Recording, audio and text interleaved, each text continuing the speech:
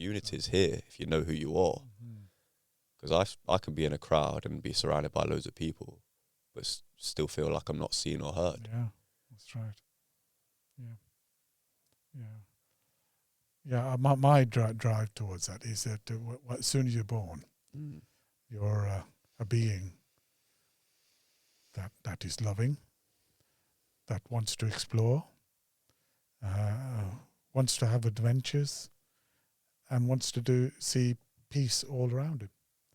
So I've put the words as a leap forward, a step forward, or whatever, and I've sort of every being has that desire to be leaping forward and see how takes every step forward, which we're going to take anyway, and life begins means there's always a constant movement. Yeah. And being it's and is itself is a continuation. The word "and" itself, and then I've put life begins. So life is always beginning. There's always creation. There's always something happening. So Evolution. the change and evolution. That's right. Yeah. And what I find with humans, well, I'm a human too, but what I'm finding is that we've got stuck. Not stuck. The stuck is probably not the right word. We've been taught that there is only the certain way that we have to be, and that's I think what people call conditioning. Conditioned through how they've been. What I'm trying to say is that we can only go through education system, the life of the environment of now, and now being the time of our life. If we were born 100 years ago, our life will be completely different. Yeah? If we're born 100 years from now, our life will be completely different again. So there's been that constant change over the centuries and millennia even, that we've got to realize that some people start to realize that it's always been changing. It's always, but we must try wherever we can to say, were the previous generation doing anything different to this generation? And the generation that we live in at the moment is asking a lot of questions. And questions are starting to appear. So the way I put my particular podcast and where it's trying to go is, and life begins. That's the start, but there is other possibilities, and we should make sure that we understand that we are open enough to allow other possibilities. Yeah. So that's my perspective on all of that. We're born, but we stuck straight away. Yeah. We've been given things, titles. Well, I'd say that that's what you just said a second ago. It's like, with the labels, it's like, well, you said, when you talk about the mind, like the whole point in a sense is to get people to understand their mind better, and their bodies.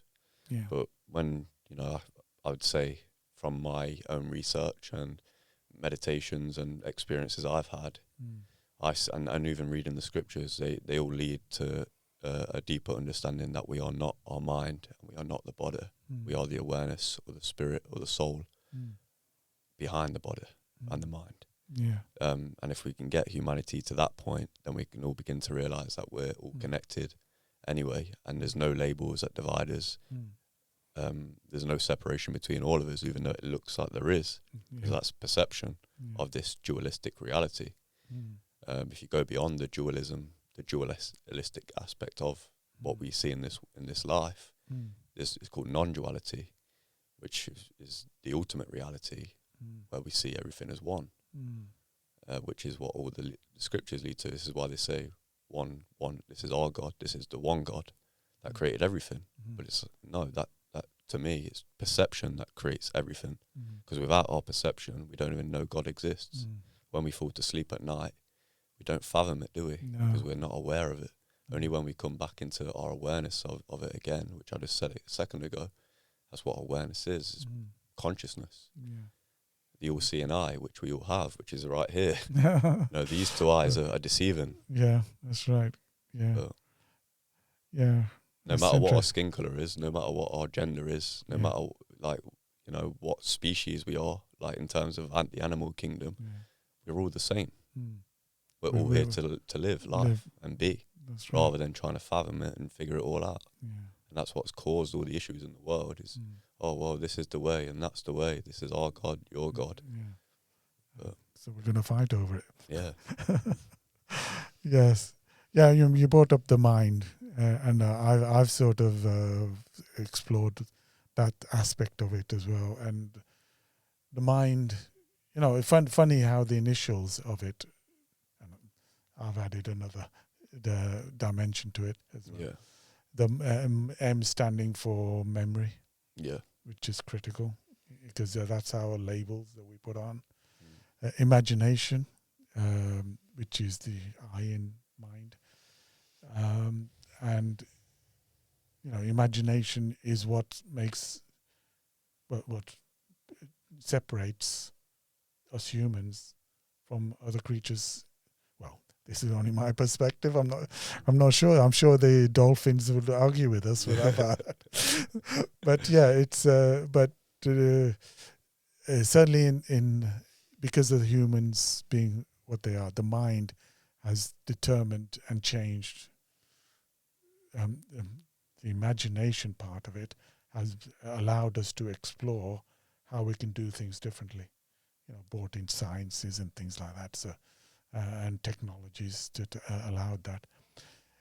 And the end part is now.